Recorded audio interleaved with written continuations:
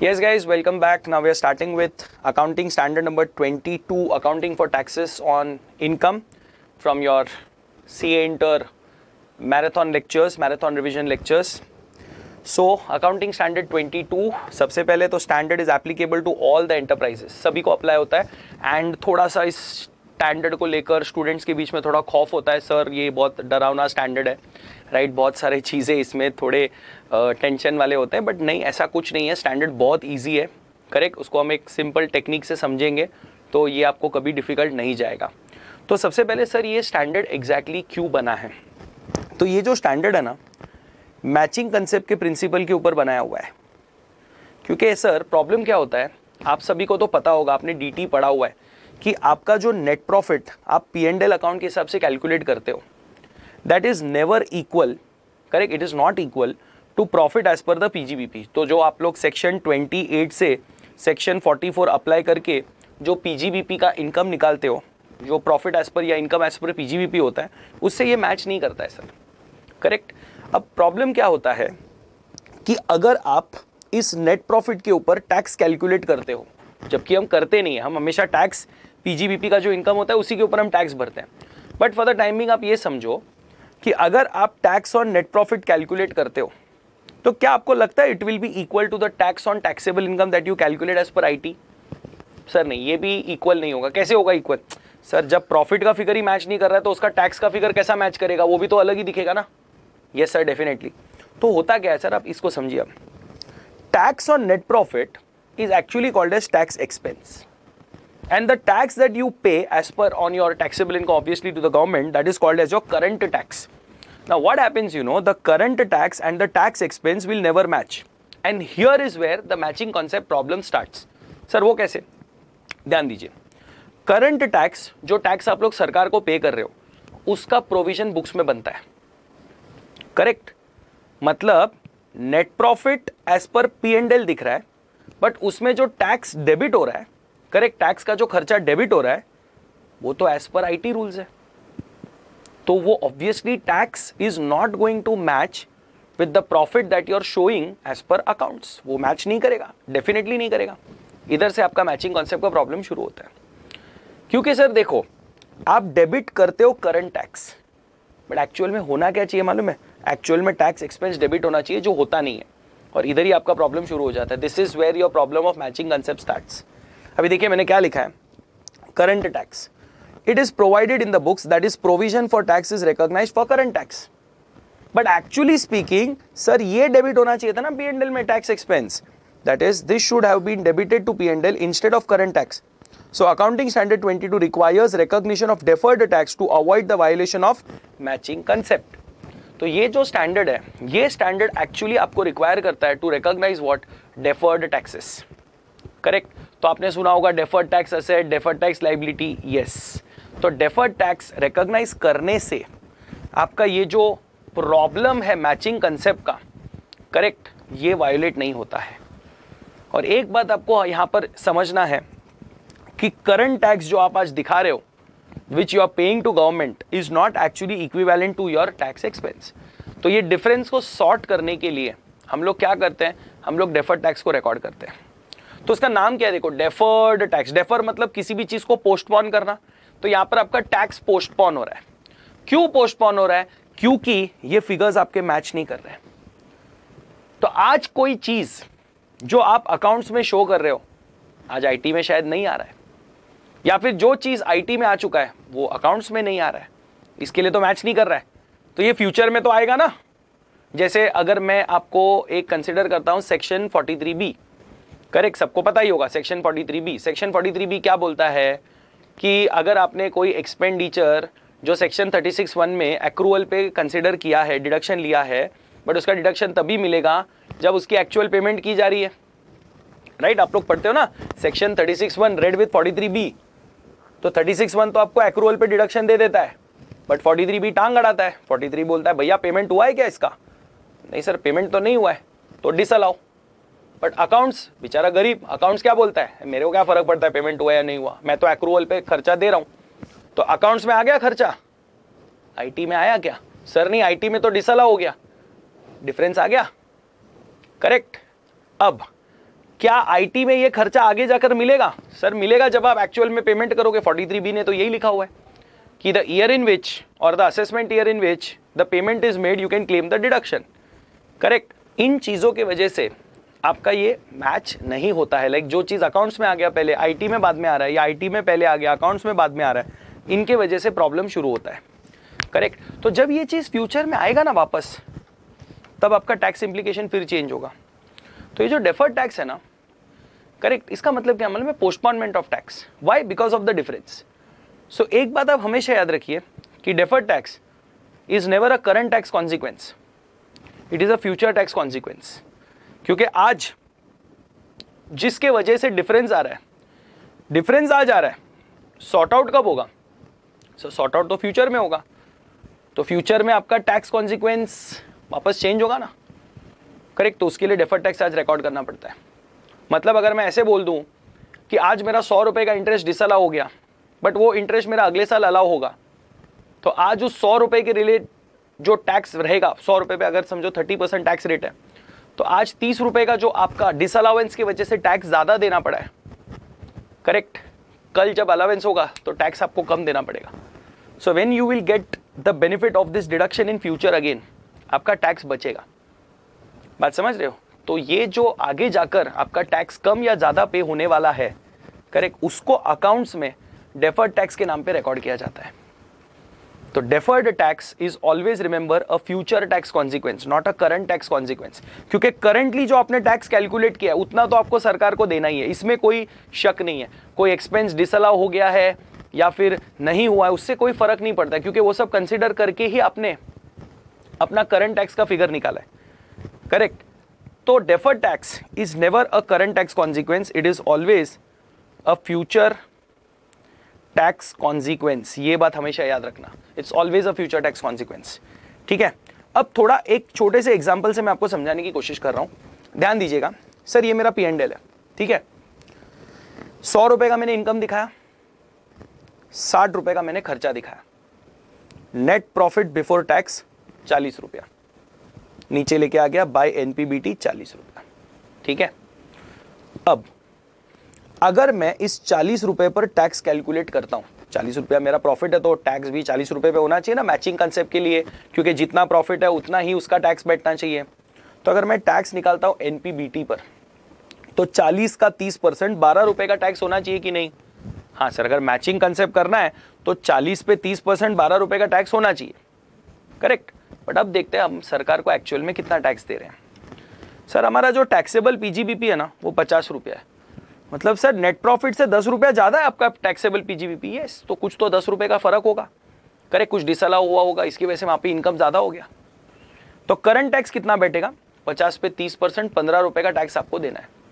तो ये 15 रुपया इधर आ जाता है in the form of provision for tax. इधर से ही सब गड़बड़ शुरू होता है। आपने अभी कैलकुलेट किया कि 12 रुपए का टैक्स इधर डेबिट होना चाहिए था, बट कितना टैक्स डेबिट हो रहा है? सर हम तो पूरा 15 रुपए का टैक्स डेबिट कर रहे हैं, which we are liable to pay. Correct. तो प्रोविजन फॉर टैक्स 15, बस इधर ही आपका मैचिंग कंसेप्ट का मसला शुरू हो गया। तो आज ये जो आप देख रहे हैं ना, 3 रुपए में टैक्स का डिफरेंस आ रहा है। ये क्यों आ रहा है? क्योंकि आप देख सकते हैं यहां पर आपके प्रॉफिट्स में 10 रुपए का फर्क है। मतलब सर ऐसा कुछ हुआ होगा कि 10 रुपए का कुछ डिसअलाउ हुआ होगा आईटी में। करेक्ट। तो सीधी बात है, कल को ये अलाउ होगा कि नहीं होगा? सर होगा। तो कल जब ये अलाउ होगा, करेक्ट, कल जब ये अलाउ होगा, तो आज ये जो 3 रुपए का टैक्स का डिफरेंस आ रहा है, कहना ही से ये सॉर्ट आउट होगा? सर डेफिनेटली होगा। तो आज आपको क्या करना है, ये जो डिफरेंस इन टैक्स आपको जो आ रहा है, जो कि 3 रुपए का डिफरेंस है, उसका डेफर्ड टैक्स आपको बुक करना पड़ेगा। तो देखिए लॉजिकली आपके P&L में 12 रुपया डेबिट होना चाहिए था, बट 15 डेबिट हुआ है। इसके लिए देखो मैंने 3 रुपया क्रेडिट में लिखा है डेफर्ड टैक्स। 3 रुपया मैंने क्रेडिट में लिखा है डेफर्ड टैक्स। करेक्ट। तो इससे क्या हो गया, आपका जो डेबिट आया P&L में वो सिर्फ 12 रुपए का आ गया। That is what you wanted. तो मैच हो गया ना, 12 रुपया 40 के सामने मैच हो गया। Correct. So this 3 rupees of deferred tax is now a future tax consequence. तो अभी आप दिमाग लगाओ ना, एग्जैक्टली देखो दोनों में 10 रुपए का प्रॉफिट का फर्क है। 10 रुपए का 30% सर 3 रुपया होता है, और वही 3 रुपए का टैक्स अपन ने इधर रिकॉर्ड किया। तो कल जब आपको ये 10 रुपए का डिडक्शन मिल जाएगा, तो you will be paying a lesser tax. तब ये डेफर्ड टैक्स उसके सामने राइट ऑफ हो जाएगा। बात समझ रहे हैं आप? तो फ्यूचर में क्या होगा कि when you get the deduction this deferred tax will B return of. तो मॉरल ऑफ द स्टोरी क्या है मालूम है? ये जो डेफर्ड टैक्सेस है ना, ये जिंदगी भर आपके बुक्स में रहने वाले नहीं है। ये डेफर्ड टैक्स रिकॉग्नाइज होते हैं जब ये डिफरेंसेस अराइज होते हैं, और जब ये डिफरेंसेस सॉर्ट आउट हो जाते हैं, मतलब जब ये डिफरेंसेस रिवर्स होते हैं, इसको रिवर्सल ऑफ डिफरेंस बोलते हैं, तब आपका डेफर्ड टैक्स जो है वो बुक्स में से डी रिकॉग्नाइज मतलब रिवर्स कर दिया जाता है, एलिमिनेट कर दिया जाता है। बात समझ रहे हैं? तो ऊपर जो हमने इक्वेशन लिखा था, tax expense is not equal to current tax, तो सर जैसे ही आप डेफर्ड टैक्स का इसमें एडजस्टमेंट करते हो ना, ये इक्वल हो सकता है, राइट? तो tax expense will be equal to current tax plus और माइनस डेफर्ड टैक्स, क्योंकि डेफर्ड टैक्स प्लस में भी आ सकता है, माइनस में भी आ सकता है, वो डिपेंड करता है whether it is an asset और a liability, right? So always remember this point कि deferred tax is a future tax consequence, correct? So when a difference arises, correct, in your taxing, obviously in the taxations you will recognize a deferred tax, and when that difference reverse you will reverse the deferred tax. कोई भी deferred tax अपने balance sheet में हमेशा के लिए record नहीं कर सकता है। अगर एक deferred tax रिकॉर्ड हो रहा है तो उसको रिवर्स भी होना है। बात समझ रहे हैं? अब देखते हैं सर कि ये जो आपने हमको बताया कि net profit as per P&L and profit as per PGBP, ये जो मैच नहीं होता है, ये दोनों टैली नहीं होते, ये टैली नहीं होने का क्या रीजन है? करेक्ट, टैली नहीं होने का क्या रीजन है? What is the reason? So sir there are two main reasons, आप देख सकते हैं अपने स्क्रीन पर, there are two main reasons, permanent difference और timing difference. Sir permanent difference का मतलब ऐसा डिफरेंस जो सिर्फ और सिर्फ अराइज होगा, रिवर्स नहीं होगा। Like for example section 40A2 section 40A3 का डिसअलावेंस, राइट? ये आपका परमानेंट डिफरेंस है। फिर आपने देखा होगा सेक्शन 40A7 40A9 प्रोविजन वगैरह का, प्रोविजन फॉर ग्रेजुइटी, करेक्ट? ये सब आपके परमानेंट डिफरेंसेस है। मतलब क्या होता है सर, ये जो डिसअलावेंस है, once disallowed it is always disallowed. Like for example आपने अगर किसी सेक्शन 40A3 की बात कर रहा हूं मैं, अगर आपने एक दिन में किसी एक पर्सन को 10,000 रुपये से ज़्यादा का कैश में पेमेंट कर दिया तो पूरा का पूरा एक्सपेंडिचर डिसअलाउ होता है। फिर आप कुछ भी कर लो सर, कैश वापस ले लो, चेक में पेमेंट कर दो, जाके असिस्टेंट ऑफिसर के सामने रो गिड़गिड़ाओ, वो आपका एक्सपेंडिचर वापस अलाउ नहीं करेगा। मतलब ये एक्सपेंडिचर डिसअलाउ हो गया, मीन्स IT में ये खर्चा नहीं दिखेगा, बट अकाउंट्स में तो खर्चा दिख रहा है। तो जो चीज़ अकाउंट्स में आई है IT में कभी नहीं आएगी, या फिर जो IT में आई है अकाउंट्स में कभी नहीं आएगी, इट्स अ परमानेंट डिफरेंस। और ये परमानेंट डिफरेंस की वजह से आप कभी डेफर्ड टैक्स नहीं रिकॉर्ड करोगे, क्योंकि प्रॉब्लम वही है सर, डिफरेंस जब अराइज होगा तो आप डेफर्ड टैक्स रिकॉर्ड तो करोगे, रिवर्स कब करोगे? क्योंकि डिफरेंस तो सॉर्ट आउट होने वाला ही नहीं है। बात समझ रहे हैं आप? तो परमानेंट डिफरेंसेस के लिए हम कभी भी डेफर्ड टैक्स रिकॉर्ड नहीं करते, वी नेवर एवर रिकॉर्ड। तो सर फिर मैचिंग कॉन्सेप्ट वायलेट हो रहा है, होने दो, क्या फर्क पड़ेगा? ऑप्शन ही नहीं है, क्योंकि अगर आप यहां पर डेफर्ड टैक्स रिकॉर्ड करते हो, रिवर्स कैसे करोगे? और डेफर्ड टैक्स तो वही रिकॉर्ड हो सकता है जो रिवर्स हो सकता है। I hope you are getting my point, correct? But on the other hand we have something called as timing difference.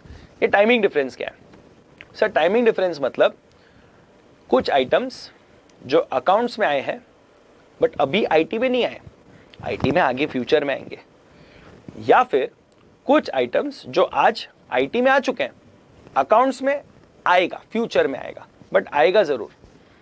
Like best example, आप लोग जब सेक्शन 35AD स्पेसिफाइड बिजनेस में इन्वेस्ट करते हो तो आपको पता होगा कि 100% डेप्रीसिएशन आपको फर्स्ट ईयर में मिल जाता है, करेक्ट? मतलब अगर आपने 100 रुपए का कोई प्लांट एंड मशीनरी खरीदा है तो 100 रुपए का डिडक्शन आपको फर्स्ट ईयर में मिल जाता है सेक्शन 35AD में, right? 100% depreciation in the first year. Accounts में मिलता है सर? नहीं, अकाउंट्स में तो डेप्री मिलता है over a period of time ना, बट मिलता तो है ना। 100 रुपए के एसेट पे 100 रुपए का डेप्री मारोगे कि नहीं मारोगे अकाउंट्स में? सर पक्का मारेंगे, बट टाइम लगेगा ना उसको, 5-10 साल लगेगा कि नहीं? सर लगेगा, उसको बोलते हैं टाइमिंग डिफरेंस। मतलब जो चीज़ अकाउंट्स में पहले आ चुकी है और IT में बाद में आएगी, आएगी ज़रूर, मतलब जो डिफरेंस है, आज जो डिफरेंस अराइज हो रहा है, पॉप आउट हो रहा है डिफरेंस, वो स्क्वायर ऑफ जरूर होगा। या फिर जो आइटम जो आईटी में आज आ चुका है, अकाउंट्स में वो फ्यूचर में आएगा, बट आएगा जरूर। करेक्ट, उसको बोलते हैं timing difference. And timing difference के लिए आप डेफर्ड टैक्सेस रिकॉर्ड करोगे, क्योंकि ये जो टाइमिंग डिफरेंस है ना, अराइज होगा, रिवर्स भी होगा सर, ये बात आप समझो। तो इसमें वही लॉजिक होगा, जब टाइमिंग डिफरेंस अराइज होता है, जब डिफरेंस अराइज होता है तो डेफर्ड टैक्स रिकॉर्ड होता है, और जब टाइमिंग डिफरेंस रिवर्स होता है तो डेफर्ड टैक्स भी रिवर्स होता है। ये समझना है आपको। करेक्ट, तो इसका बेस्ट एग्जांपल्स में डेप्रीसिएशन, आपके मेजर क्वेश्चंस सेक्शन 32 डेप्रीसिएशन पे ही आते हैं, सेक्शन 35 साइंटिफिक रिसर्च, इस पे भी क्वेश्चंस आते हैं, 35 AD specified business, 35D preliminary expenses, 48 disallowance due to non deduction of TDS, 43B non payment का डिडक्शन डिसअलावेंस। करेक्ट, तो ये सब एग्जांपल्स है टाइमिंग डिफरेंसेस के। बात समझ रहे हैं? तो देखिए क्या लिखा है मैंने, परमानेंट डिफरेंस के लिए no deferred taxes are to be recognised and deferred taxes are to be recognised for timing differences. आज समझ रहे हैं आप?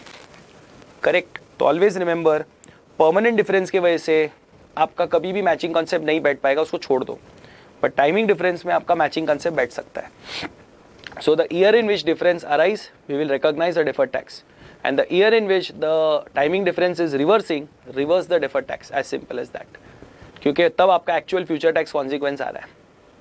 करेक्ट, अभी आपको जस्ट मैंने थोड़ी देर पहले ऊपर फॉर्मूला बताया था कि tax expense is equal to current tax plus और माइनस डेफर्ड टैक्स। करेक्ट, ऐसा कुछ फॉर्मूला देखा अपन ने। अब इसमें क्या समझना है, अगर आपको प्लस का साइन डालना पड़ा तो it becomes a deferred tax liability, और अगर आपको माइनस का साइन डालना पड़ा तो इसको लगेगा डेफर्ड टैक्स असेट।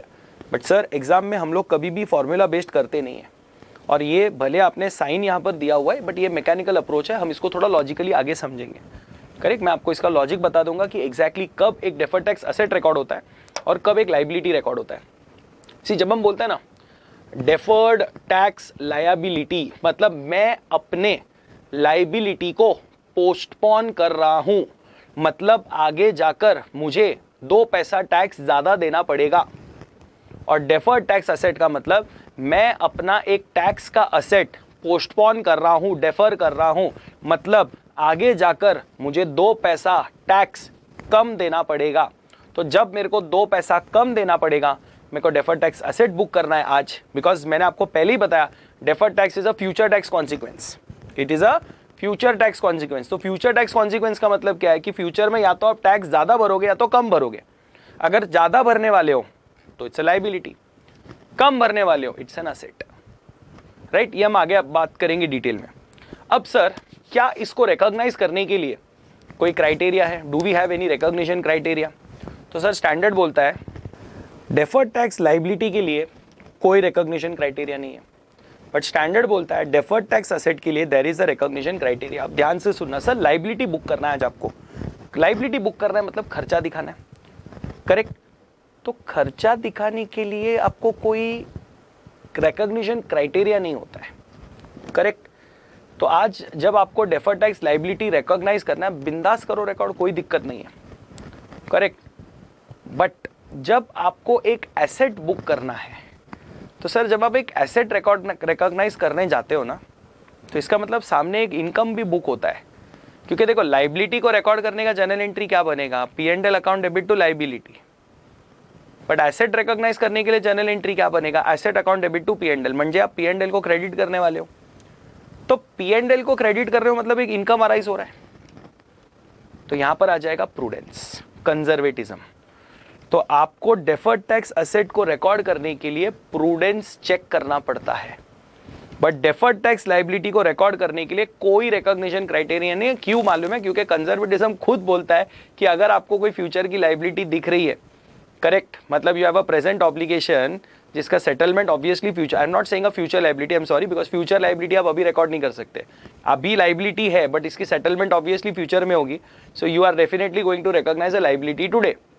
तो डीटीएल बनेगा उसका, तो डीटीएल रिकॉर्ड करने के लिए मुझे कोई रिकॉग्निशन क्राइटेरिया देखना नहीं है, कोई प्रूडेंस चेक नहीं करना है, क्योंकि स्टैंडर्ड खुद प्रूडेंस खुद बोलता है कि भैया अगर तुमको कुछ दिख रहा है खर्चा आगे, उसको बुक कर लो अभी। करेक्ट, बट एसेट के केस में ऐसा नहीं होता। अगर आपको कोई फ्यूचर में एसेट दिख रहा है ना, तो उसको आज ही मैं रिकॉर्ड नहीं कर सकता, जब तक मैं सर्टन नहीं हूं उसके बारे में तब तक। तो बस इधर वही लॉजिक है। डेफर्ड टैक्स असेट को रिकॉग्नाइज करने के लिए आपको प्रूडेंस चेक करना पड़ता है।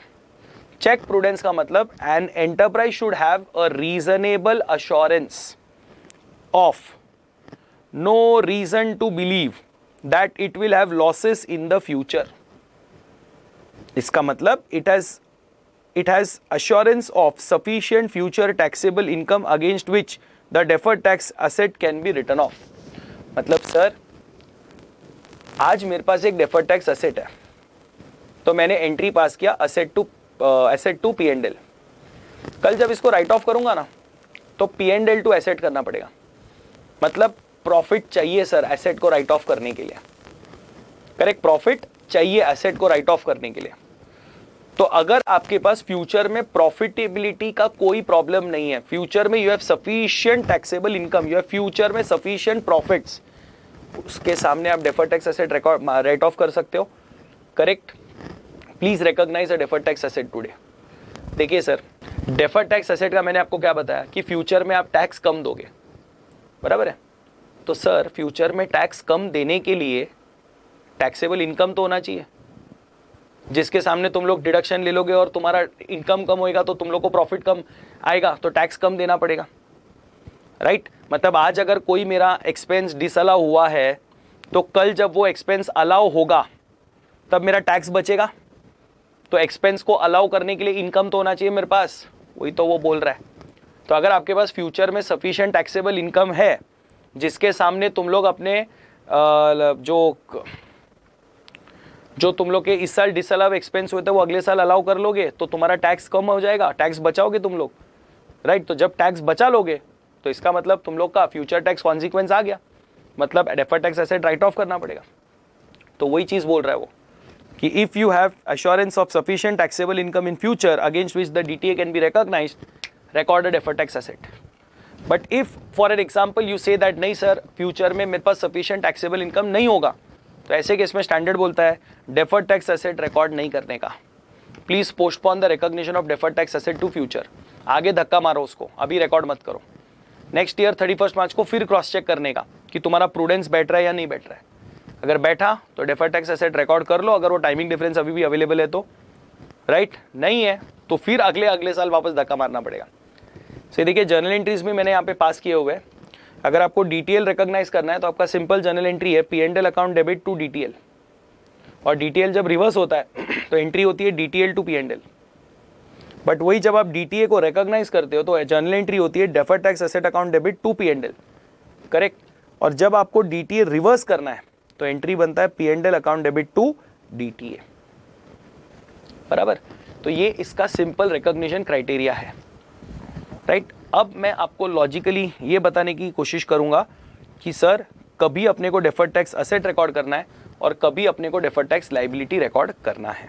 अब कैसे समझेंगे हम लोग कि डेफर्ड टैक्स असेट बनेगा या डेफर्ड टैक्स लायबिलिटी बनेगा। तो देखिए सबसे पहले आपको क्या करना है, आपको टाइमिंग डिफरेंस कैलकुलेट करना है। सर टाइमिंग डिफरेंस ये कैसे कैलकुलेट होता है, राइट।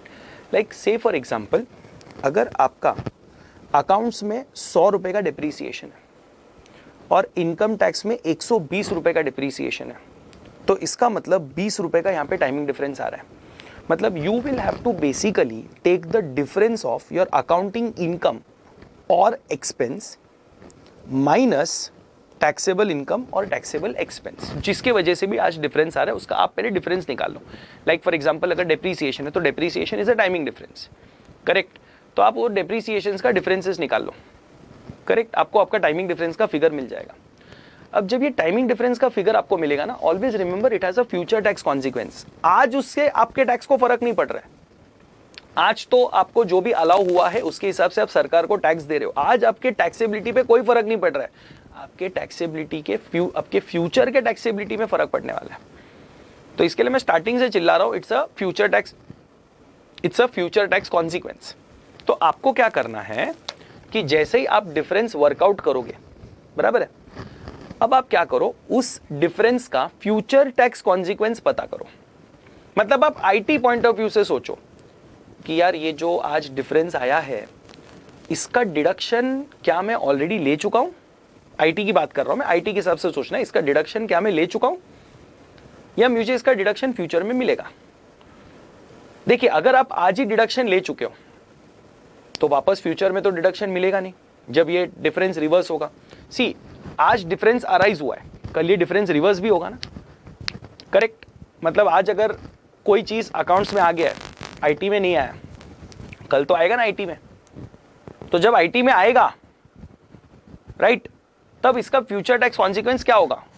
तुम लोग बोलोगे सर इसका डिडक्शन हम पहले ही ले चुके हैं या फिर इसका डिडक्शन लेना बाकी है, ये सोचना है आपको। क्योंकि ऐसा हो सकता है कि कोई चीज आज आईटी में आ चुका है, अकाउंट्स में कल आएगा, तो जब कल अकाउंट्स में आ जाएगा तब डिफरेंस सॉर्ट आउट हो गया, राइट? तभी आपको सोचना है कि क्या इसका डिडक्शन अब आईटी में मिलेगा या आईटी में इसका डिडक्शन मिल चुका है, राइट? अभी जैसे ये एग्जांपल आपके सामने है, अकाउंट्स में आपका डेप्रीसिएशन 100 रुपया है और इनकम टैक्स में आपका डेप्री 120 है, तो 20 रुपए का फर्क आ रहा है, करेक्ट? मतलब आज आपने 20 रुपए का डेप्री ज्यादा लगा दिया है आईटी में, करेक्ट? तो कल ये डेप्रीसिएशन रिवर्स होगा ना सर, होगा डेफिनेटली। अकाउंट्स में कल ये 20 रुपए का डेप्री और मिलेगा ना आपको, तो जब अकाउंट्स में ये डेप्री मिल जाएगा 20 रुपए का आपको, तो आप लोग बोलोगे मेरा डिफरेंस रिवर्स हो गया, करेक्ट?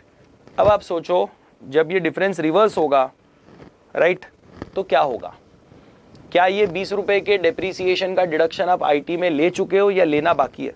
सर ले चुके हैं ना अभी, क्योंकि हमने आईटी में 120 का डेप्री ले लिया, मतलब ये 20 रुपीज़ का डिडक्शन हम ऑलरेडी ले चुके हैं, तो इसका मतलब इसका आगे जाके कोई डिडक्शन मिलने वाला नहीं है।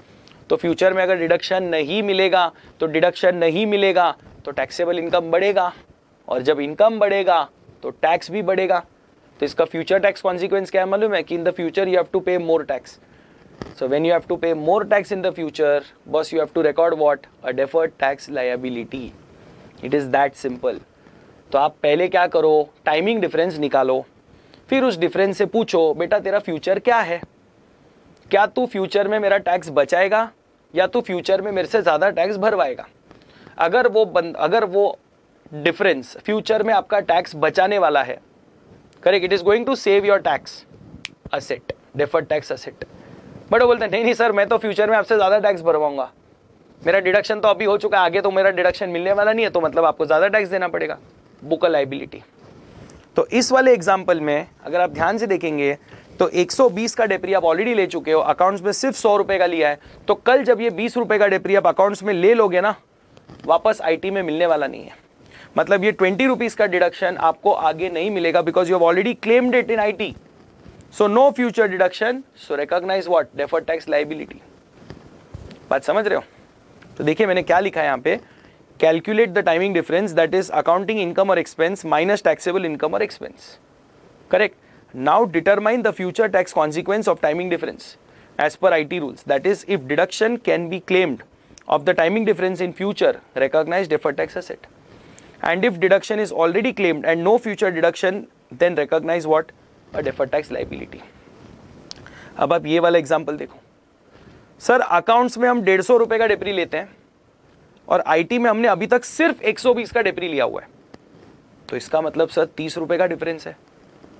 अब ये 30 रुपए का डिफरेंस जो डेप्री की वजह से आ रहा है, कल ये आईटी में आएगा ना वापस डेप्रीसिएशन, सर आएगा ना, तो डिडक्शन मिलेगा ना? सर पक्का मिलेगा, क्योंकि अभी तो सिर्फ 120 लिया है, तो ये 30 रुपए का डेप्री जब मैं आगे चार्ज करूंगा तो उसका डिडक्शन मेरे को आगे मिलेगा। तो बेटा जब फ्यूचर में डिडक्शन मिलेगा इस डिफरेंस का, तो तेरा टैक्स बचेगा या तेरा टैक्स बढ़ेगा? सर मेरा टैक्स तो बचेगा, record a deferred tax asset. So deduction to be claimed in future, recognise what? Deferred tax asset.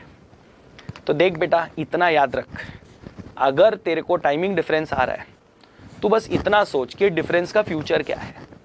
अगर फ्यूचर में तेरा टैक्स बचेगा, तू आज एसेट रिकॉर्ड कर। अगर फ्यूचर में तेरा टैक्स बढ़ेगा, तेरे को ज़्यादा देना पड़ेगा, तो तू लाइबिलिटी रिकॉर्ड कर। As simple as that. समझा? चलो आगे बढ़ते हैं। अब ये तो समझ में आ गया सर कि कभी डेफर्ड टैक्स एसेट रिकॉर्ड करना है और कभी डेफर्ड टैक्स लाइबिलिटी रिकॉर्ड करना है, ठीक है?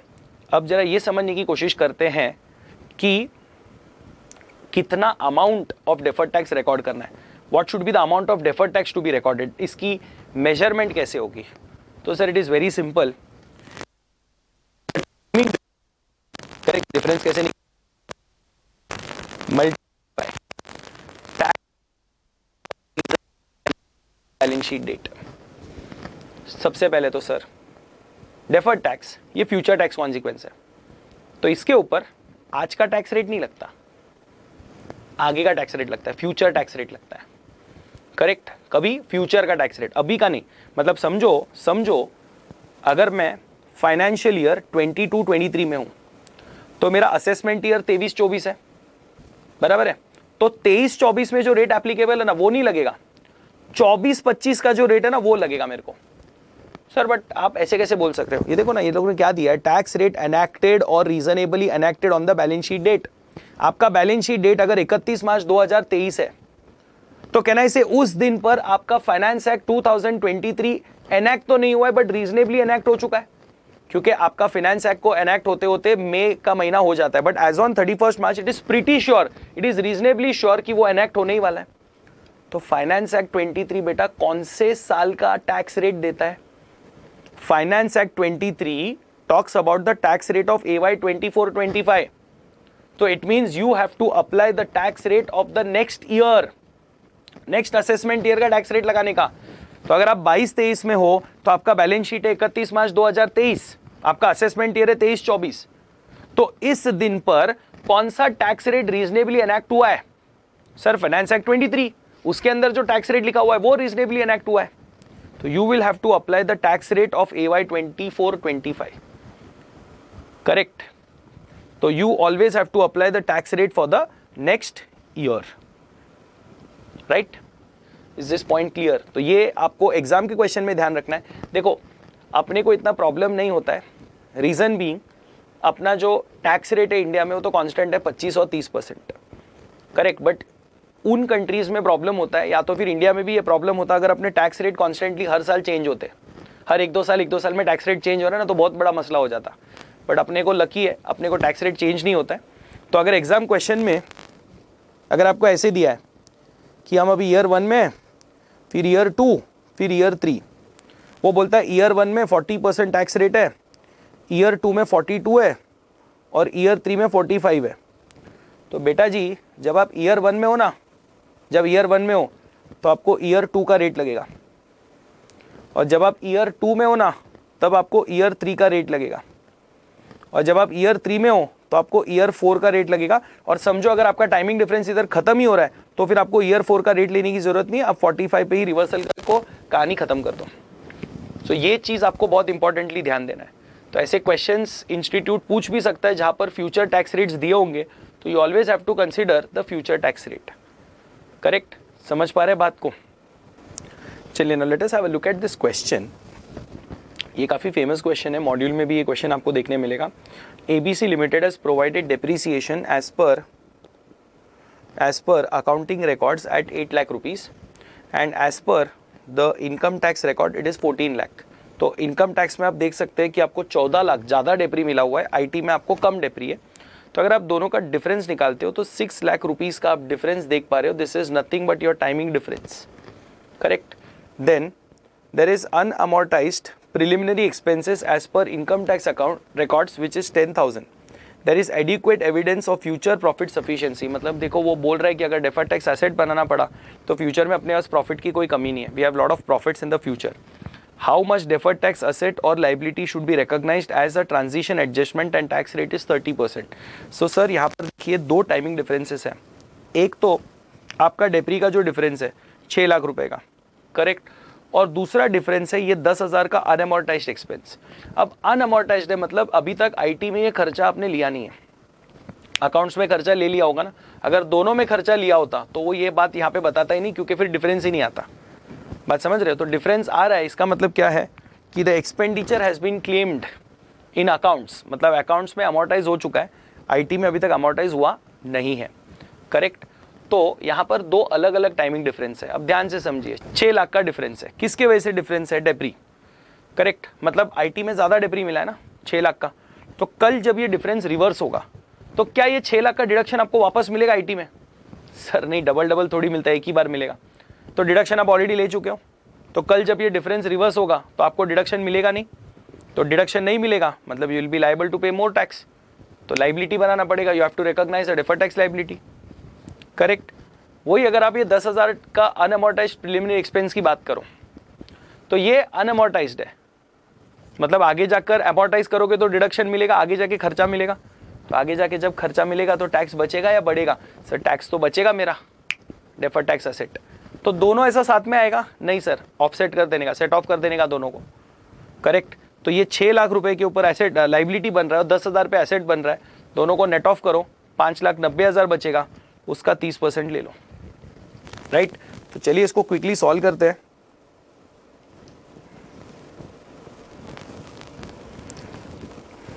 सॉल्यूशन,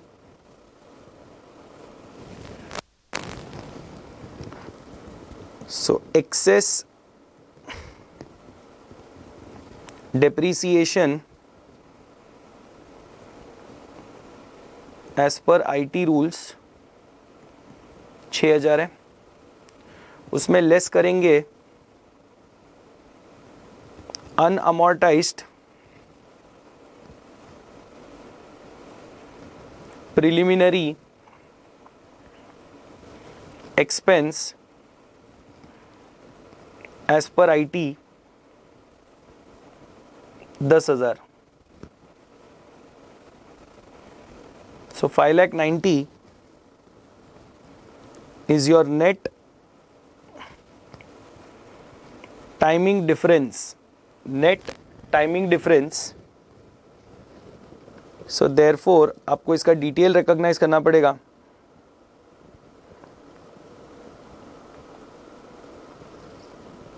$5,90,000 मल्टीप्लाइड बाय आपका जो टैक्स रेट है वो 30% है।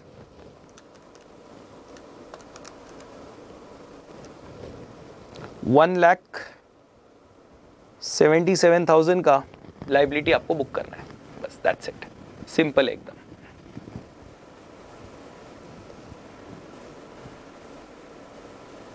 चलिए एक और क्वेश्चन देखते हैं, काफ़ी अच्छा क्वेश्चन है ये और इम्पॉर्टेंट भी है, इसमें अलग अलग टैक्स रेट्स वगैरह सब दिए हुए हैं, ध्यान दीजिएगा। Dilemma limited has operating profit before taxes and depreciation of 500 lakhs in each of the 3 years.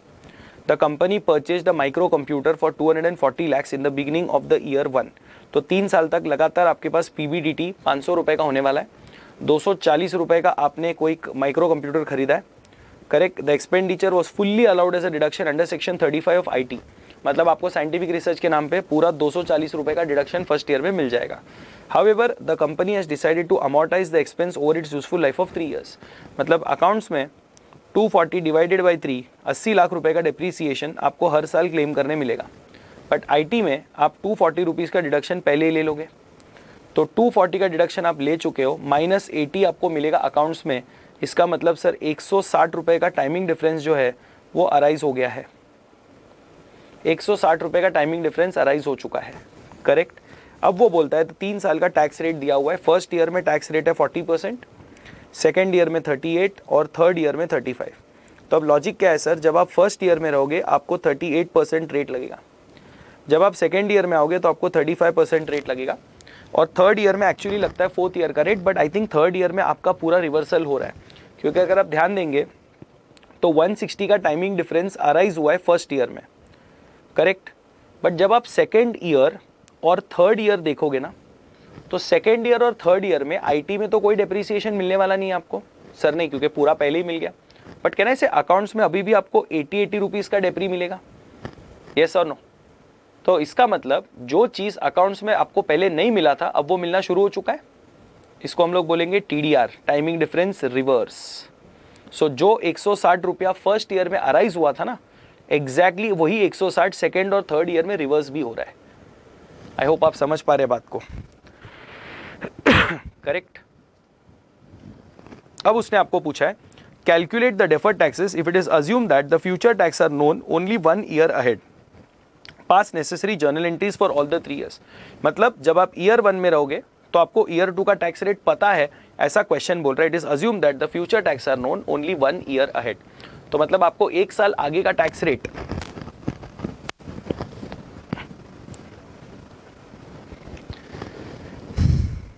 आपको 1 साल आगे का टैक्स रेट मालूम है, करेक्ट, ऐसा क्वेश्चन ने बोला हुआ है। सो यहाँ पे ना उसने बोला है सिर्फ कैलकुलेट करना है डेफर्ड टैक्स। अभी क्या करते हैं कुछ लोग इसको जब सॉल्व करते हैं तो डेफर्ड टैक्स के साथ साथ प्रोविजन फॉर टैक्स का फिगर भी कैलकुलेट कर लेते हैं, बट ज़रूरत नहीं है बिकॉज उसने सिर्फ डेफर्ड टैक्स बोला है। बट स्टिल अगर आपको प्रोविजन निकालना है तो वो भी हम कर सकते हैं, कोई बड़ी बात नहीं है, इट्स नो रॉकेट साइंस। तो चलिए इसको सॉल्व करने लेते हैं।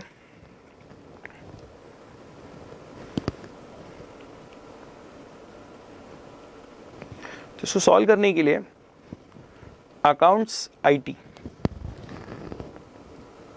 Year 1 2 3 year 1 2 3 profit before depre tax 500 500 500 PBDT 500 500 500, ठीक है, लेस डेप्रीसिएशन। अकाउंट्स में तो सर 80 रुपये का डेप्री मिलेगा 3 साल तक लगातार, बट अगर मैं आईटी की बात करूं तो आईटी में पहला ही साल में आपको 240 का डेप्री मिलेगा, आगे दोनों साल में कुछ भी नहीं मिलेगा, करेक्ट। सो आपका प्रॉफिट बिफोर टैक्स 420 रुपया आता है, और यहाँ पे profit before tax first year में 260 आएगा और सेकेंड और थर्ड ईयर में इट विल बी 500 रुपया, करेक्ट। अब अगर मैं यहाँ पे माइनस टैक्स करता हूँ, राइट, अब करंट टैक्स पे तो जिस साल का टैक्स रेट है वही लगेगा। तो फर्स्ट ईयर में आपका टैक्स रेट है 40%, तो 260 का 40% आपको 104 रुपये का टैक्स सरकार को देना पड़ेगा। फिर सेकेंड ईयर में 500 का 38% 190 रुपये का टैक्स आपको सरकार को देना पड़ेगा, और थर्ड ईयर में 500 का 35% 175 रुपये का टैक्स आपको सरकार को देना पड़ेगा, राइट। अगर हम इसके डिफरेंसेस निकालते हैं तो प्रॉफिट आफ्टर टैक्स मिल जाएगा अपने को 156 का, यहाँ पे मिल जाएगा 310 रुपये का, और यहाँ पे मिल जाएगा 325 रुपये का, करेक्ट। बट ये एज इट इज़ यहाँ पर देखिए कैसे आएगा। अब यहाँ पे आप माइनस करेंगे प्रोविजन, तो जितना आप यहाँ पे करंट टैक्स पे कर रहे हो उतने का प्रोविजन यहाँ पे बनेगा, मतलब 104, 190, 175, करेक्ट। बट इधर ही आपका मसला शुरू हो गया, क्योंकि सर देखिए यहाँ पे डेप्री आपका 80 रुपया है और यहाँ पे आपने 240 का डिडक्शन ले लिया है, करेक्ट। मतलब आपका टाइमिंग डिफरेंस जो है वो फर्स्ट ईयर में अराइज हो चुका है। कितने का डिफरेंस अराइज हुआ है? 160 रुपये का डिफरेंस अराइज हुआ है। तो उस 160 रुपये के डिफरेंस का अभी फ्यूचर कॉन्सिक्वेंस क्या है? सर इसका फ्यूचर कॉन्सिक्वेंस ये है कि फ्यूचर में आपको इसका डिडक्शन नहीं मिलने वाला है, क्योंकि आईटी में आपको ऑलरेडी बड़ा डिडक्शन मिल चुका है। अब आगे जाकर इसका डिडक्शन आपको मिलने वाला नहीं है, मतलब आगे जाकर जब ये रिवर्स हो रहा है, देखिए यहाँ पे जब 80 रुपये का डेप्री आ रहा है, यहाँ पे तो नहीं आएगा वो डेप्री, मतलब यहाँ पे डिडक्शन मिल रहा है क्या वापस? ध्यान से देखो, यहाँ पे डिडक्शन नहीं मिल रहा है। आपने अकाउंट्स में 80 का डेप्री लिया है, बट क्या सेकेंड ईयर में वापस आपको 80 का डेप्री मिला? इधर नहीं मिला है, मतलब you will be liable to pay more tax, तो अपने को डीटीएल बुक करना पड़ेगा। बात समझ रहे हो? तो in the second year, sorry in the first year we have to recognise the deferred tax liability, correct.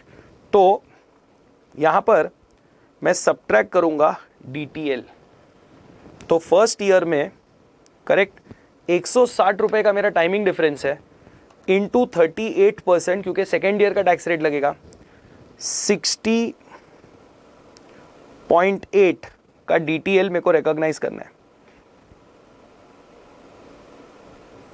Correct. तो 420 माइनस 104 माइनस 60.8, तो 255.2 ये मेरा प्रॉफिट आफ्टर टैक्स बचा फर्स्ट ईयर में, करेक्ट। और मैं अभी यहाँ पर फर्स्ट ईयर का आपको कैलकुलेशन भी दिखा रहा हूँ। Year 1 depreciation as per IT 240 less depreciation as per accounts 80, 160 का difference, timing difference arise, correct. So therefore DTL to be recognized will be equal to 160 into 38%, 60.8 lakhs का DTL आएगा, correct. अब इसका journal entry, P&L account debit. अब P&L में आपने total देखिए provision और डेफर्ड टैक्स लायबिलिटी दोनों को मिलकर डेबिट किया है, तो P&L में आपने डेबिट किया 164.8, correct. 2 provision for tax account, provision आपने बनाया 104 रुपए का। 2 DTL अकाउंट 60.8, ये आपका जर्नल एंट्री बन गया फर्स्ट ईयर में, करेक्ट। ये आपका फर्स्ट ईयर है। अब हम आगे बढ़ते हैं टुवर्ड्स ईयर 2, करेक्ट। चलिए थोड़ा टेक्नोलॉजी का वापर किया जाए। Now in the year 2 what is happening, depreciation as per IT sir second year में तो नील है, करेक्ट। तो इसका मतलब अभी आपको आंसर ही नेगेटिव आ रहा है, तो मैं क्या बोलूंगा पता है, टाइमिंग डिफरेंस इज रिवर्सिंग, क्योंकि जो फर्स्ट ईयर में डिफरेंस अराइज हुआ था अब वो रिवर्स होना शुरू हो गया। तो इसका मतलब अब मेरे को deferred tax liability deferred tax liability reverse करना पड़ेगा। बट सर एक मसला है। क्या मसला है सर? जब मैं सेकेंड ईयर में आ रहा हूँ ना, तो मुझे थर्ड ईयर का रेट लगेगा फॉर डेफर्ड टैक्स। यस, अच्छा एक बात है, अगर लोग कंफ्यूज हो रहे हैं तो एक बात समझ लीजिए, जब मैं करंट टैक्स कैलकुलेट करता हूँ ना इनकम टैक्स में, तो जो करंट ईयर का टैक्स रेट है वही मेरे को लगेगा। बट जब मैं डेफर्ड टैक्स निकालता हूँ ना, तो मुझे फ्यूचर का टैक्स रेट लगेगा। मतलब जब मैं ईयर 1 में हूँ ना, तो मुझे ईयर 2 का रेट लगेगा। बट जब मैं इनकम टैक्स में करंट टैक्स का फिगर निकालता हूँ, जो टैक्स मुझे सरकार को देना है, तो करंट ईयर में देना है, तो उसको करंट ईयर का रेट लगेगा ना भाई। तो यहाँ पे 40% ही लगा, यहाँ पे 38 ही लगा, और यहाँ पे 35 ही लगा।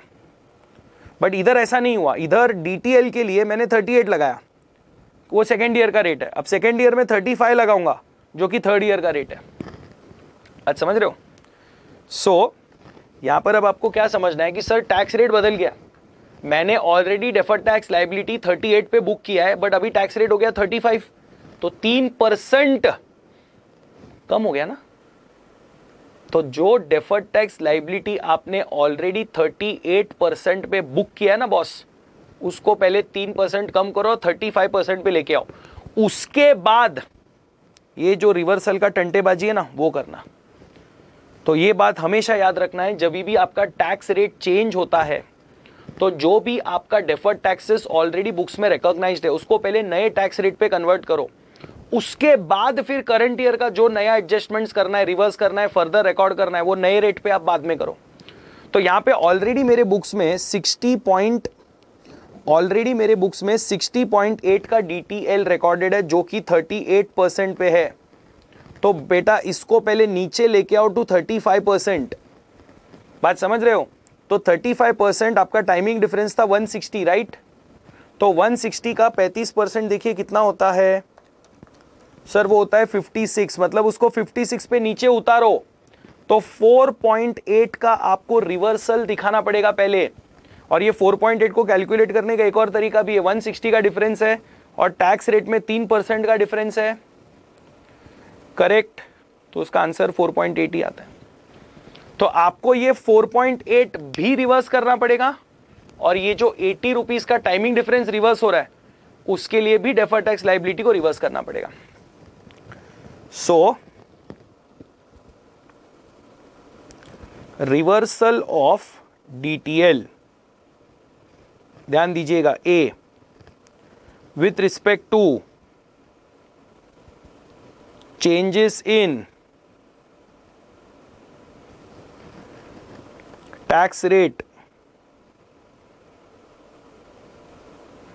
From 38 to 35%, correct. 38 से 35 हो गया ना, तो 160 पे 3%, 4 रुपया 80 पैसा रिवर्स करना है। एंड उसके साथ साथ for depreciation timing difference reversal, so जो डेप्री का जो टाइमिंग डिफरेंस रिवर्स हुआ है उसका भी रिवर्सल करना है। तो ये 80 रुपए का डिफरेंस रिवर्स हुआ है, उस पर सीधा अभी नया वाला रेट लगा दो, विच इज 35। 38 नहीं लगेगा, 35 लगेगा इधर, करेक्ट। तो 80 इंटू 35%, 28 रुपया, तो सर 32.8 का रिवर्सल है, करेक्ट, 32.8 का रिवर्सल है। तो सर यहाँ पे अपन जो वर्किंग कर रहे थे ना, यहाँ पे एड बैक होगा DTL reverse, correct. First year में तो कोई रिवर्सल नहीं है, सेकेंड ईयर में सीधा रिवर्सल आएगा 32.8 का, क्योंकि रिकॉग्नाइज तो कुछ करना नहीं है, सीधा रिवर्सल है। तो देखिए कितना बचेगा, 420 माइनस 190 प्लस 32.8, तो आपका 262.8 का प्रॉफिट बचेगा। तो अभी सर इसका जर्नल एंट्री पास करते हैं अपन। इसका जर्नल एंट्री कैसे होगा,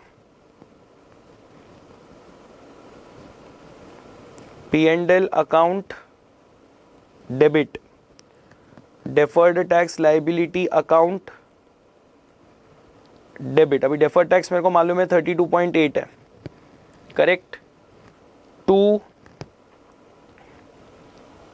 प्रोविजन फॉर टैक्स, प्रोविजन कितने का बना रहे हैं हम लोग सेकेंड ईयर में, 190 का प्रोविजन बन रहा है।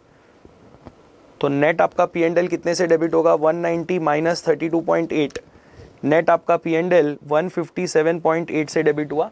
और वो आप यहाँ से भी वर्कआउट कर सकती है, देखिए ये 190 से डेबिट हो रहा है और ये 32.8 से क्रेडिट हो रहा है। तो नेट अगर आप करोगे 190 माइनस 32.8 एग्जैक्टली 157.8 ही आता है, इन दोनों का डिफरेंस जो मैंने यहाँ पे किया हुआ है, ठीक है, करेक्ट। अब ईयर 3 तो बहुत सिंपल है सर। अगर हम ईयर 3 में आते हैं तो ये वाला तो पार्ट मेरा सेम ही आने वाला है, करेक्ट। तो मेरा रिवर्सल सिर्फ रिलेटेड है, therefore reversal of DTL will be equal to 80 का रिवर्सल है, 35 का ही रेट लगेगा सर। बट ईयर 3 में तो ईयर 4 का रेट लगता है, नहीं अभी ईयर 4 का रेट नहीं लगाएंगे, क्यों, खत्म हो रहा है ना डिफरेंस। तो जो रेट पे रिकॉर्डेड है उसी रेट पे रिवर्स करके ख़त्म कर देंगे। तो 35 पे रिकॉर्डेड है, 35 पे रिवर्स करो, कहानी ख़त्म करो, तो 28 आएगा, बराबर। तो आपकी लास्ट जर्नल एंट्री जो पास होगी, अभी ध्यान दीजिएगा, यहाँ पे आप वापस रिवर्स कर रहे हो तो रिवर्स में ये ऐड बैक हो जाएगा, करेक्ट। यहाँ पे सो डैश 420 माइनस 175 प्लस 28,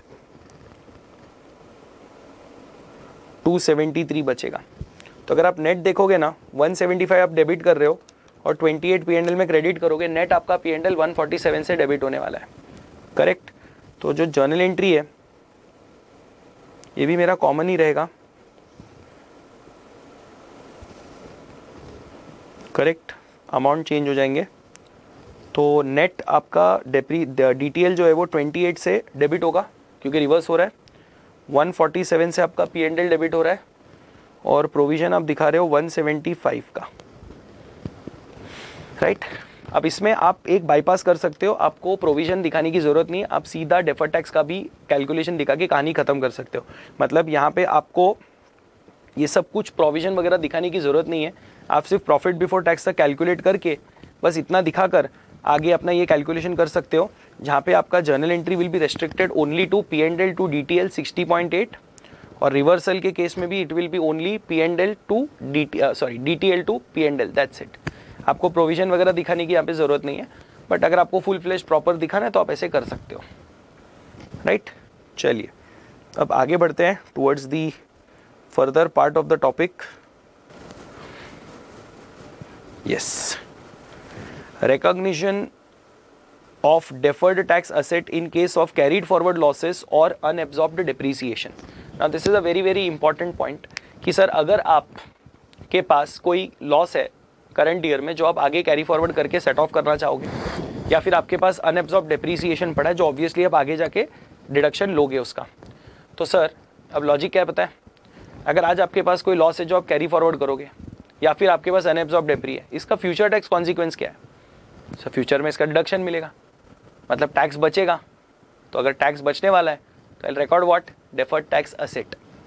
तो मैं ब्लाइंडली यहाँ पर इसके लिए बोल दिया रिकॉग्निशन ऑफ DTA। तो जब भी आपके पास कोई कैरिड फॉरवर्ड लॉस है या अनएब्जॉर्ब डेप्री है, you have to recognise the deferred tax asset. But sir इसमें अगेन प्रूडेंस है, बट प्रूडेंस में इस बार दो कंडीशंस हैं। क्या है वो दो कंडीशन? सर पहला वाला तो वही है कि there is a virtual certainty of sufficient future profit, मतलब आपके पास फ्यूचर में काफ़ी ज़्यादा प्रॉफिट्स होंगे, ये वर्चुअली आपको सर्टन है, मतलब आपको फ्यूचर में प्रॉफिट दिखता है। तो सर उसमें क्या, हर बिजनेसमैन को प्रॉफिट दिखता है, तो इसके लिए उसने सेकंड कंडीशन बोल दिया कि there should be a convincing evidence of future profit. मतलब ठीक है फ्यूचर में प्रॉफिट होगा, कन्विंस कैसे करेगा कि वो प्रॉफिट होने वाला है? तो सर मैं ऐसे कन्विंस करूंगा कि मेरे नए प्रोडक्ट्स लॉन्च होने वाले हैं, राइट। गवर्नमेंट का कोई रूल्स एंड रेगुलेशन है जो पहले अपने को फेवर में नहीं था, अपने अगेंस्ट में था, बट वो अभी फेवर में हो गया, तो अपना धंधा बहुत अच्छा चलेगा। या फिर सरकार ने काफ़ी हद तक टैक्स रेट, जैसे अभी मैंने सुना है कि जो हाइब्रिड व्हीकल्स हैं उसके ऊपर फिलहाल 28% का टैक्स है, बट मैंने सुना है गवर्नमेंट उसको जीएसटी उस पर 28% का बट गवर्नमेंट उसको अभी 12% पे लाने वाली है। तो जो इनोवा हाई क्रॉस 32 लाख रुपए की मिलती है, राइट, वो अभी आपको 24 या 25 लाख रुपए में मिलनी शुरू हो जाएगी, क्योंकि 16% टैक्स कम हो जाएगा। तो बहुत बड़ी बात हो जाती है। तो जब ऐसे कोई टैक्स रेट्स भी कम होता है ना, तो ऑटोमेटिकली प्रोडक्ट के सेल्स जो है ना बढ़ना शुरू हो जाते हैं, which will give you very high profitability. तो ऐसा कुछ कन्विंसिंग एविडेंस होना चाहिए, गवर्नमेंट का फेवर है, टैक्स रेट्स कम हो गए हैं, फिर आपने कुछ नया प्रोडक्ट्स लॉन्च किया जिसकी वजह से आपको काफ़ी अच्छा मार्केट मिलेगा, तो that is called as convincing evidence. तो अगर आपकी ये दो कंडीशन सेटिस्फाइड है, तो what you guys have to understand is the year in which the loss is arising and you're carrying it forward to future, or the year in which the unabsorbed depreciation is arising, in that year you will have to recognize a deferred tax asset. तो जितना भी आपका loss amount है, देखो मैंने formula के साथ यहाँ पे लिखा हुआ है, recognize DTA when the loss is carried forward। कितना DTA बनाओगे? जितना लॉस आपने कैरी फॉरवर्ड किया इनटू द टैक्स रेट, क्योंकि उतना टैक्स आप बचाओगे। बॉस देखो, अगर आपके पास 200 रुपए का लॉस है, करेक्ट, आपके पास अगर 200 रुपए का लॉस है और 30% आपका टैक्स रेट है, इसका मतलब फ्यूचर में आप 60 रुपए का टैक्स बचाओगे। सर वो कैसे, 60 रुपए का टैक्स कैसे बचेगा? अरे भाई, अगर तेरा 1000 रुपए का इनकम है तो 1000 रुपए पे अगर तू 30% टैक्स दे रहा है तो 300 रुपया टैक्स देगा। बट अगर मैं बोलूँ कि 1000 में से तू 200 रुपया लॉस सेट ऑफ करेगा तो तेरा इनकम 800 बचा। अब 800 पे अगर तू 30% टैक्स भरेगा तो तू 240 ही टैक्स भरेगा ना। तो कितना टैक्स तूने बचाया? 60 रुपया बचाया कि नहीं बचाया? येस और नो, राइट। तो जब तेरे पास लॉस है तो वो आगे जाके तेरा टैक्स बचाएगा। तो कितना टैक्स बचाएगा तेरा? Sir loss carried forward into tax rate, तो उतना तू आज डेफर्ड टैक्स एसेट बुक कर। तो जितना तेरा फ्यूचर में टैक्स बचेगा ना, उतने का तू एसेट आज बुक्स में रिकॉर्ड कर।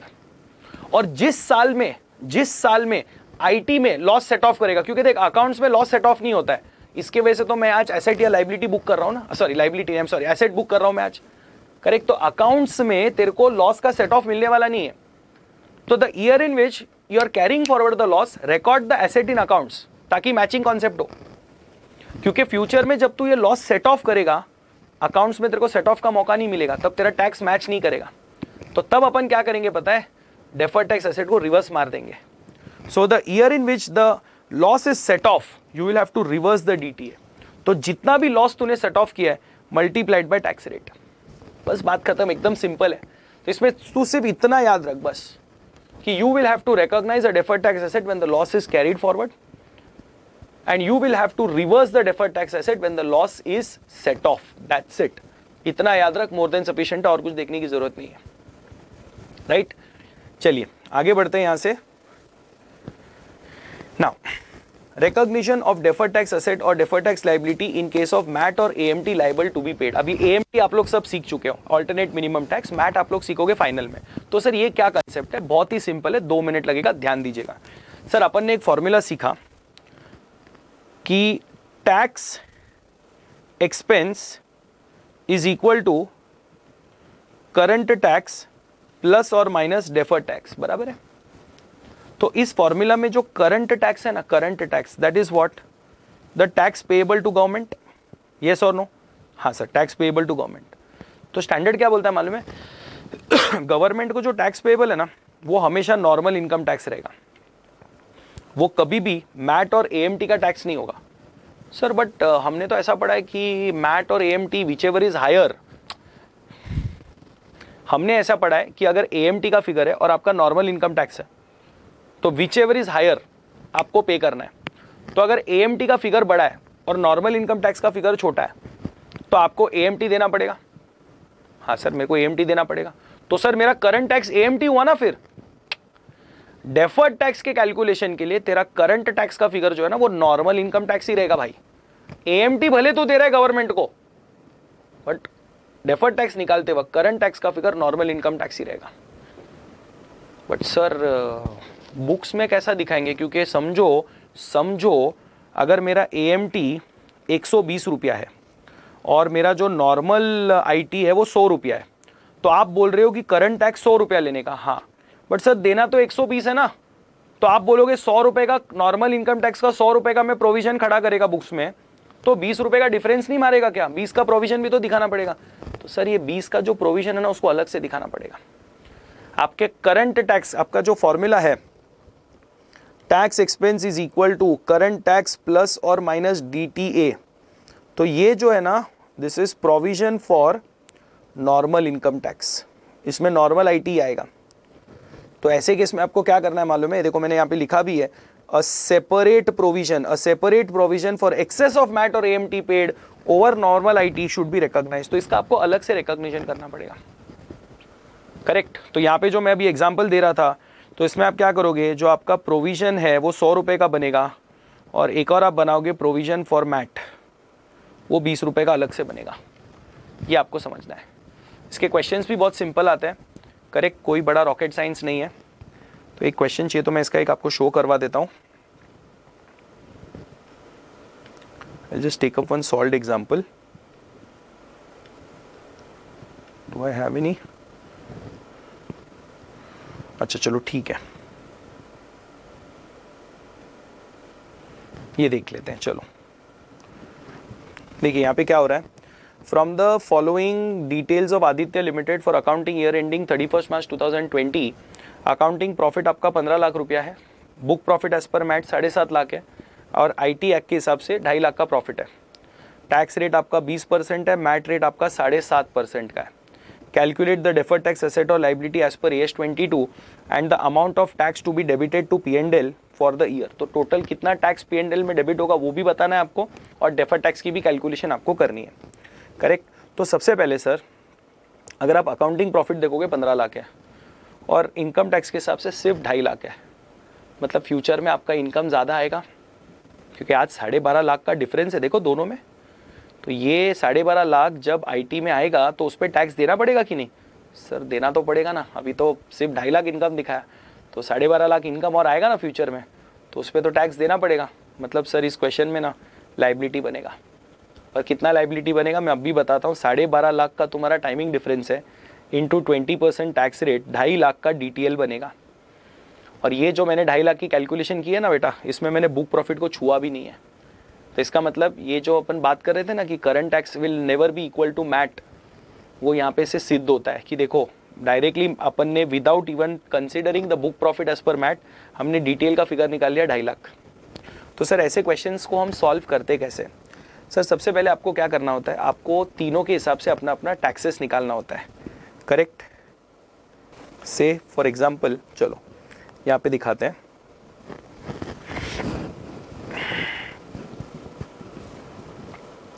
पहले अपने को कैलकुलेट करना है टैक्स एक्सपेंस, ठीक है। तो टैक्स एक्सपेंस आपका 15 लाख रुपए का प्रॉफिट है, उस पे 20% 3 लाख रुपए का टैक्स एक्सपेंस, ठीक है। फिर अपन निकालते हैं करंट अप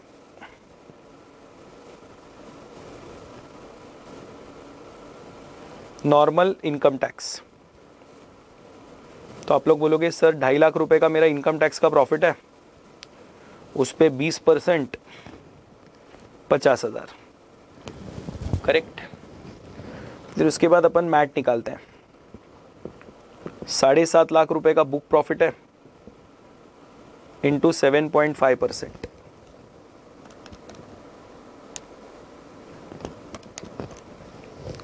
तो 56,250 आपका मैट है। Now since MAT is greater than normal IT, correct, comma pay MAT, तो आप तो मैट भरोगे, करेक्ट। तो how much is excess that you are paying, excess of MAT over IT. तो आप लोग बोलोगे सर मैं तो 56,250 दूंगा, मेरा नॉर्मल आईटी 50,000 है। तो इसका मतलब 6250, this is my excess of MAT जिसको मेरे को अलग से प्रोविजन बनाना है. करेक्ट. अभी मेरे पास टैक्स एक्सपेंस आ गया, नॉर्मल आ गया. अपना फॉर्मूला लगा सकता हूँ to calculate the deferred tax. That is tax expense is equal to current tax plus और minus dt deferred tax. Correct. तो टैक्स एक्सपेंस मेरे को मालूम है 3 लाख रुपया है. करंट टैक्स मेरे को मालूम है 50,000 है. तो कहने से इधर प्लस मारना पड़ेगा और प्लस मारेंगे तो इट बिकम्स DTL. बरोबर. So therefore DTL will be equal to 3 lakh minus 50,000, 2.5 lakh. अरे सर मिरेकल, आपने तो पहले 2.5 लाख दिखाया था कैलकुलेशन में, तो तब भी तो बता दिया था तेरे को. 12.5 लाख का टाइमिंग डिफरेंस था, उस पर 20% मार दे तो आ गया ना 2.5 लाख. तो वही तो फॉर्मूला बेस भी निकाला इधर. बरोबर है. तो अभी वो पूछ रहा है कि tax expense to be debited to P&L. अभी P&L में अपन क्या क्या डेबिट करेंगे, क्या क्या डेबिट करते हैं हम लोग P&L में. सर हम लोग P&L में डेबिट करते हैं प्रोविजन फॉर टैक्स. करेक्ट. हम लोग P&L में डेबिट करते हैं DTL. ये दो चीज़, क्योंकि ये दोनों का टोटल इज टैक्स एक्सपेंस. देखना भाई, करंट टैक्स इज प्रोविजन और डेफर्ड टैक्स लाइबिलिटी, दोनों का total is what tax expense. मतलब 3 लाख तो डेबिट करना ही है. बट सर 3 लाख के साथ साथ ये जो 6250 एक्स्ट्रा भर रहे हो मैट के नाम पे, वो भी तो डेबिट करना पड़ेगा कि नहीं. तो यहाँ पे ऐड होगा plus excess of MAT. Excess of MAT, समझ रहे बात को. सो प्रोविजन फॉर टैक्स आपका 50,000 का है. DTL है आपका 3 लाख, सॉरी DTL आपका 2.5 लाख है ना. DTL है आपका 2.5 लाख प्लस 6250, तो बॉस 3,06,250 ये आपका टैक्स एक्सपेंस P&L में डेबिट होगा. करेक्ट. समझ गया बात को. चलिए अब आगे बढ़ते हैं towards the next part, and this is the last part of the chapter, that is recognition of deferred tax asset or deferred tax liability in case of tax holiday period. अब tax holiday period क्या है ये मुझे आपको बताने की ज़रूरत नहीं है, because this you guys have already learnt in direct tax. मैं बात कर रहा हूँ 10A और 10AA की. करेक्ट. स्पेशल एक अपना export oriented unit in a special economic zone, जहाँ पे आपको लगभग 10-15 साल का टैक्स हॉलीडे मिलता है. टैक्स हॉलीडे मतलब you are not liable to pay any taxes to government. मतलब सर आपका कोई करंट टैक्स होने वाला ही नहीं है. मतलब you will not have a liability to pay tax. तो अगर मेरे को लाइबिलिटी ही नहीं होने वाला है, करेक्ट, तो मैं टैक्स एक्सपेंस और करंट टैक्स को मैच करने के चक्कर में क्यों पढ़ूँ, क्योंकि मेरे को सरकार को कुछ देना ही नहीं है. आई एम नॉट इवन लाइबल. तो मेरे को टाइमिंग डिफरेंस से फर्क क्या पड़ता है, मेरे को कोई फर्क नहीं पड़ता है सर. तो इसका मतलब ये है कि मुझे डेफर्ड टैक्सेस रिकॉर्ड नहीं करना है, मुझे डेफर्ड टैक्सेस रिकॉर्ड नहीं करना है. बट रुको जरा, आपके पास फॉर एग्जाम्पल 10 साल का टैक्स हॉलीडे पीरियड है. 10 साल के टैक्स हॉलीडे पीरियड में जो भी टाइमिंग डिफरेंस ये 10 साल में अराइज और रिवर्स हो रहे हैं, उनके ऊपर कोई डेफर्ड टैक्स नहीं आएगा. उनके ऊपर कोई डेफर्ड टैक्स नहीं आएगा, क्योंकि जब वो अराइज हो रहा है और उसका फ्यूचर टैक्स कॉन्सिक्वेंस होगा रिवर्सल. तो रिवर्स कब हो रहा है, during the tax holiday period. मतलब उसका फ्यूचर में भी कोई टैक्स कॉन्सिक्वेंस है ही नहीं, क्योंकि जब वो रिवर्स होगा तभी भी मुझे सरकार को कम या ज्यादा पे करना ही नहीं है. तो मैं डेफर्ड टैक्स क्यों बनाऊं. समझ रहे हो बात को. तो no deferred tax will be recognised for any timing difference which arise as well as reverse during the tax holiday period. Ignore मारो उसको. करेक्ट. बट सर अगर कोई टाइमिंग डिफरेंस समझो अराइज होता है टैक्स हॉलीडे पीरियड में, ठीक है, और उसका रिवर्सल टैक्स हॉलीडे पीरियड के बाद होने वाला है, उसका रिवर्सल टैक्स हॉलीडे पीरियड के बाद होने वाला है, तो फिर सर उस पर डेफर्ड टैक्स आएगा ना, क्योंकि जब वो रिवर्स होगा उसका फ्यूचर टैक्स कॉन्सिक्वेंस आएगा. तो तभी तो तेरे को टैक्स देना है ना. यस और नो. तो you will be liable to recognise a deferred tax asset और a liability as the case में बी. तो देखिए मैंने क्या लिखा हुआ है यहाँ पर, नो डेफर्ड टैक्स एसेट और liability to be recognised for timing difference which arise and reverse during the tax holiday period, क्योंकि इस पर आपको कोई टैक्स कॉन्सिक्वेंस नहीं आएगा. But deferred tax asset or liability is to be recognized for timing difference which arise during the tax holiday period and reverse after the tax holiday period. But sir ये arise और reverse हो रहा है, ये मेरे को कैसा समझेगा. स्टैंडर्ड बोलता है assume कर AS22 के हिसाब से टाइमिंग डिफरेंस जो है वो रिवर्स होगा फीफो बेसिस पे. मतलब जो डिफरेंस पहले अराइज हुआ था वही डिफरेंस पहले रिवर्स होगा, ये तेरा अजम्पशन रहेगा। समझा? अब इसको मैं क्वेश्चन से समझाने की कोशिश कर रहा हूं, ध्यान देना। X Limited, it has 10 years of tax holiday period. Very good.